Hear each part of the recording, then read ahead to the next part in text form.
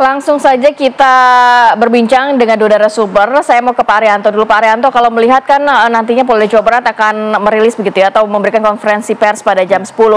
Ini juga pastinya banyak sekali pertanyaan dari publik yang selama ini mungkin tidak bisa terjawab dan diharapkan dijawab. Nanti kurang lebih akan seperti apa sih Pak? Kira-kira ya, ini nanti yang akan disampaikan oleh Dirkrimum Polda Jawa Barat. Dia pasti akan menerangkan bahwa proses ditangkapnya si Peggy, kemudian bagaimana keterangan yang bisa ditambahkan untuk menerangkan bahwa dia itu orang betul-betul DPO. Di antaranya keterangan AF gitu ya. Jadi kira-kira begitu. Dan tapi intinya adalah ini Polda Jabar itu menindaklanjuti rumors yang di lapangan yang berkembang begitu. Tapi saya bersyukur. Saya bersyukur karena apa? Dari dulu seminggu yang lalu saya masih nggak ngerti apa kasusnya ini. Tapi sekarang saya jadi paham karena hampir tiap hari di TV ya. Jadi intinya gini loh. Dulu dianggap polisi itu 8 tahun menjadi DPO, kok nggak ditangkap-tangkap gitu kan. Kok baru sekarang setelah viral, DPO-nya tidak 8 tahun ya? Setelah viral baru ditangkap. Nah ini yang akibat daripada gini, polisi itu kalau bertindak, ini pro dan kontra pasti muncul dari pihak yang pengacara korban, kenapa kok 8 tahun nggak ditangkap? Sementara yang mau ditangkap, salah tangkap kan gitu. Itu yang terjadi. Dan sekarang perang argumentasi, perang alibi yang di lapangan gitu. Nah tindakan polisi sekarang ya, harusnya memberikan penjelasan masalahnya apa gitu. Tapi sampai sekarang kan polisi kan belum bisa memberikan penjelasan secara gamblang ya.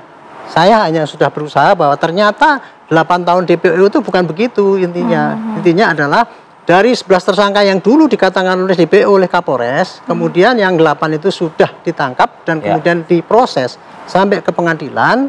Sementara yang 3 orang ini dinyatakan sebagai DPO karena keterangan daripada saksi yang tersangka yang 5 orang ini gitu kan, dia seakan-akan digigit lah, itu pelakunya gitu. Nah, tapi kemudian ketika berkas itu diberkas sampai kejaksaan, ini mencabut Pak, itu mengatakan itu yang dulu terlibat itu enggak gitu. Sehingga kan DPO nggak bisa dikejar lagi. Kenapa polisi nggak ngejar? Karena tidak ada orang lagi. Ya kan kekuatan pokoknya cuman digigit itu tadi. Gitu. Dan itu sudah dicabut begitu ya. Itu cabut kan berarti nggak usah diterusin lah gitu kan. Karena kalau toh diterusin nanti berkas dikirimkan ke jaksa pasti nggak akan diterima Pak, nggak ada bukti yang kuat untuk menjarut gitu. Oke, jadi setelah itu kan tidak dikejar. Kenapa polisi puas? Karena 8 orang sudah divonis dan inkrah dan sudah terpidana lah itu. Kalau ada komplain-komplain ini untuk kasus yang dulu ini, pihak tersangka ataupun pihak korban atau pihak yang membela itu, mestinya dia ada upaya hukum, hanya tinggal satu, dia melalui PK. Karena kasus itu sudah disaring di pengadilan dan itu menunjukkan bahwa polisi tugasnya sudah benar. Itu. Adapun ada kekurangan-kekurangan itu boleh saja jalur itu ya Pak ya. Jalurnya hanya melalui PK. Dan dia bisa komplain kemana-mana, pengadilannya nggak benar, waktu itu katanya kan ada bukti gini kok disimpulkan gitu, silahkan aja. Nah yang sekarang yang DPO ini belakang ini setelah rame-rame kemudian ditangkap, saya dengar kemarin ada bukti tambahan dari AF itu yang dibantah oleh saksi kunci ya. Iya, saksi kunci yang mengatakan ini kan arahnya kan memang ke Peggy kan Pak ya. Iya, bahwa ya itu ini memberatkan si Peggy kan. Saya melihat dan sebagainya gini-gini. Nah keterangan itu kan kalau dulu kan cuman dari 3 orang yang 5 orang yang mengatakan itu pelaku utamanya, temen ngomong gitu doang. Si para terpidana inilah ya. Iya, jadi DPO itu dulu kan diciptakan keterangan saksi daripada orang itu. Kalau sekarang ditambah keterangan AF. Tapi makanya, cukup kuat berarti keterangan AF ini walaupun ya untuk sementara saya kira di luar itu mungkin ada lagi ya. Tapi polisi nggak tahu lah nanti coba ini. Tapi Pak Arianto, saya menghargai dan saya mengapresiasi begitu ya kalau memang polisi hari ini pada pukul 10 nanti itu akan menyampaikan kepada publik. Nah, coba pertanyaannya begini Pak. Kita baru punya satu AF yang mana AF ini akan memberatkan nanti Peggy dan kemudian kemungkinan besar adalah Peggy Setiawan alias Peron ini akan dinaikkan statusnya dari saksi menjadi tersangka kan seperti itu kan. Nah, artinya Pak, kita kan masih ada PR lagi nih 2 nih. DPO. Apakah tidak terlalu cepat menyampaikan kepada publik ini? Kenapa tidak menuntaskan dulu yang 2 orang ini? Atau jangan-jangan nanti direvisi Pak? Tidak ada itu yang 2 orang. Jadi nanti hanya 1 orang Peggy ini begitu Pak. Bisa saja terjadi. Bisa terjadi karena kan itu. Karena yang kita tahu kan cuma AF aja nih Pak di sini. Gini, 3 orang itu dulu kan cuma diomongkan sama tersangka. Itu DPO gitu. Itu aja penentuannya bahwa dia sebagai DPO. Kan. Tapi kemudian cabut. Gitu kan? Jadi DPO ini bisa jadi nggak benar mungkin benar juga kan gitu kan. Nah sekarang yang betul yang ketangkap si Peggy. Peggy ini ditangkap duluan karena ada bukti tambahan dari AF itu. Sehingga dia kuatlah polisi mempunyai bukti awal gitu ya. Dan 2016 juga sempat di interogasi pihak kepolisian. Iya gitu. Terus kemudian ada informasi lagi katanya yang saya dengar tadi, dia selama di sana merubah-rubah identitas. Kan itu ada identitas bahwa dia itu ingin menghilangkan mengaburkan. Gitu. Jadi dengan bukti awal yang kuat ini, maka polisi saya yakin akan meneruskan kayak gini. Sementara yang dua itu pasti akan dikaji lagi. Apakah ini kita tahu DPO yang betul-betul ada orangnya apa enggak? Atau enggak? Seandainya Pak Arianto, kalau polisi yang benar nanti hanya mengumumkan satu tersangka, sementara yang dua DPO ini mungkin nanti diklarifikasi, kita tidak tahu lah apa begitu ya misalnya ya. Tapi kan sekali lagi, segala bentuk pernyataan apapun itu tetap harus dihargai atau mungkin menjadi pertimbangan penyidik ya Pak ya. Nah ada pernyataan dari Peggy kepada keluarga yang mengatakan, biarkan saya menjadi tumbal, Bu. Itu contoh ya bahwa setiap tindakan polisi yang lakukan itu pasti terjadi adu alibi antara orang-orang yang mengatakan bahwa dia itu terlibat dan antara orang-orang yang penasihat hukum yang saya tidak terlibat. Pasti dua alibinya pasti berbeda itu Pak. Nah alibi itu nanti akan diuji di pengadilan.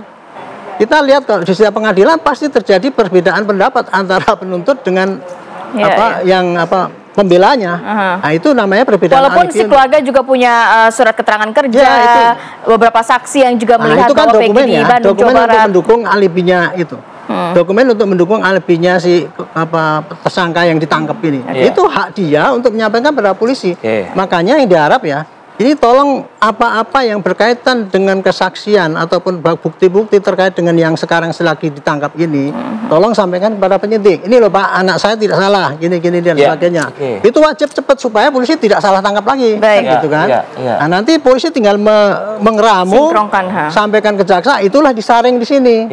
Jaksa akan menentukan apakah, oh ini yang benar, ini Pak. Nah, kalau dia mengatakan ya tersangkanya yang kuat, dia akan disampaikan pengadilan, di situ harus diteliti lagi. Baik, saya mau ke Mbak Putri ya Pak Arianto ya. Mbak Putri, kalau dari pihak kuasa hukum dari Vina sendiri sudah ada belum sih data-data, kan karena memang sudah kita juga mendengar dari kuasa hukum sempat menyatakan si A, si B kemungkinan ada backingan apa dan lain sebagainya, berarti sudah ada dong nama-nama yang kurang lebih dikantongi oleh pihak kuasa hukum.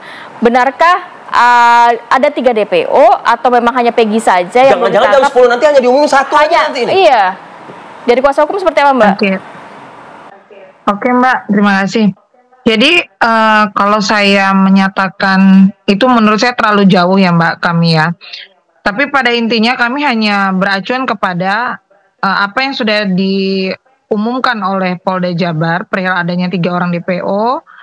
Kalau perihal ada backingan dan ada apa katanya itu, kami tidak menanggapi hal tersebut Mbak, karena kami sangat percaya terhadap kinerja Polri untuk mengungkap fakta-fakta dan menangkap siapa pelaku sebenarnya.